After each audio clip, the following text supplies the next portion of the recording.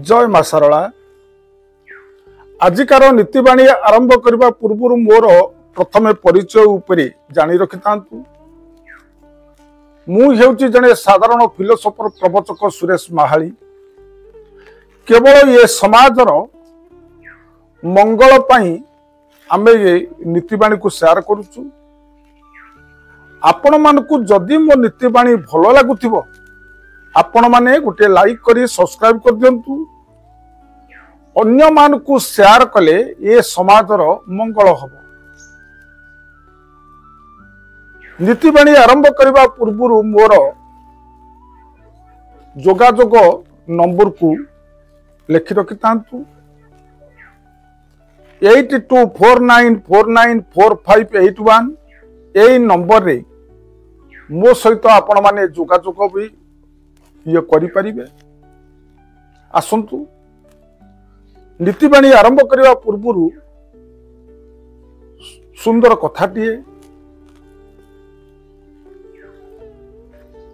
मर्त्यपुर रे जो माने जन्म ग्रहण करती सेमानकर मृत्यु निश्चय अनिवार्य। भगवान भी अवतार नहीं से भी ये मर्त्यपुर रे मृत्युवरण करिसेंती। तेणु मृत्युवरण जेतेबेले कौनसी मनुष्य करे श्मशान को तार शव जाए शव सेठी अग्नि रे दाह करा जाए। पंचभूत रे ये शरीर को लीन कर दियंती। किंतु ये शरीर लीन हो जाए सत, किंतु तार आत्मा किंतु अमर। मृत्यु परे तार आत्मा प्रथम दिन मशाणी रे रहे। तार लोभ मोह माया को से केबे छाड़ी पारेनी।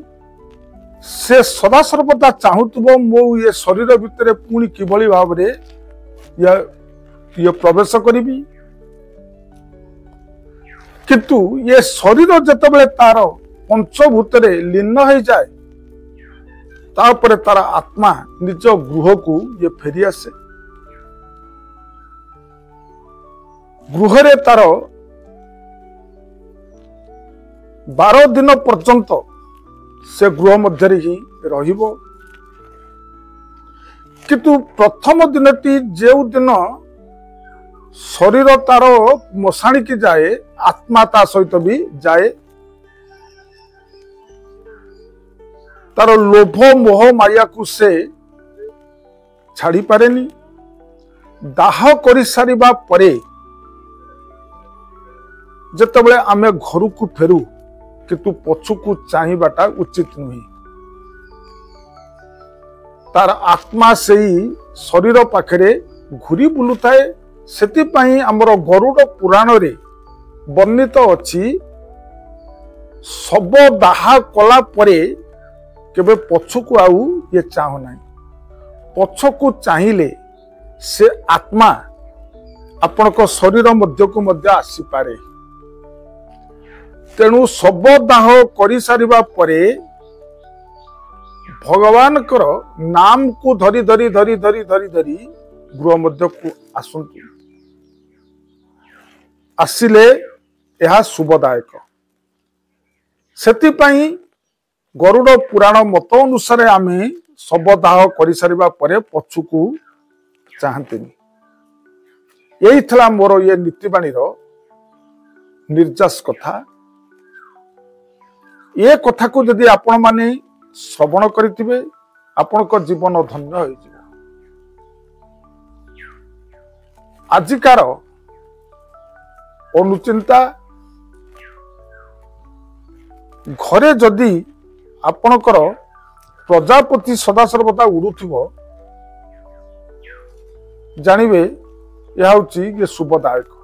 घरे जदि आपनकर ये प्रजापति उड़ुथिबो बा कांथरे बसी जाउथबो जानिबे या अत्यंत ये शुभदायक। एतिकी कही मोर नीतिवाणी अनुचिंता को परिसमाप्त करुच्ची। प्रणाम। जय जगन्नाथ।